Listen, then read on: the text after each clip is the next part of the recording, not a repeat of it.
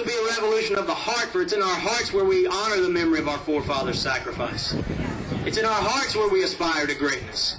When the prevailing winds of public opinion seek to convince our minds that the challenge is too great, it's our hearts that rebel.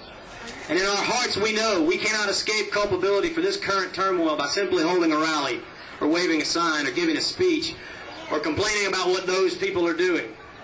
Our hearts ask each one of us the convicting question, what will I do about this?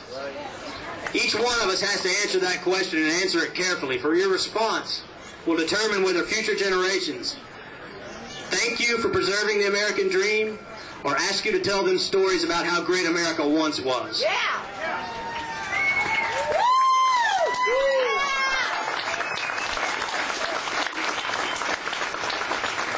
Each one of us has to answer that question and do all that it is within our power to do to stop this assault on our way of life.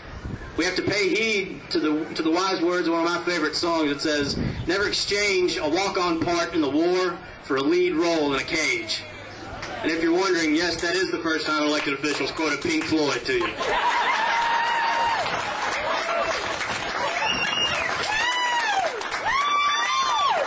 For over 200 years, our country has stood, in the words of Reagan, as the shining city on a hill.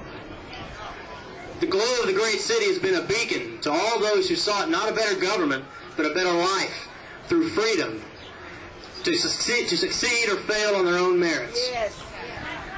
There are some who say that tonight the glow of that great city is flickering, fading even.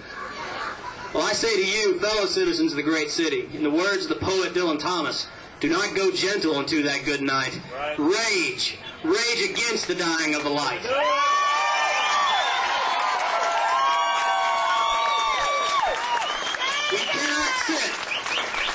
We cannot sit idly by while those who would trade liberty for a government handout continue to lead this country on its current path. That's right. That path is well worn, and it leads to ruin.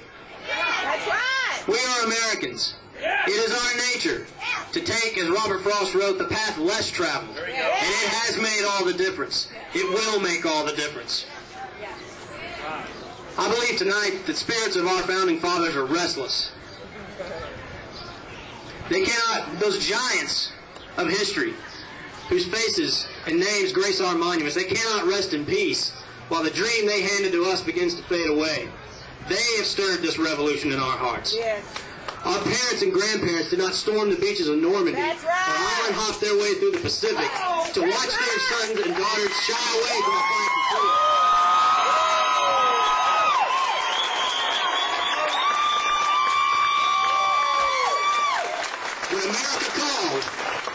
When America called, they answered. Tonight, that call is renewed. Will we answer that same call? Will you answer that same call?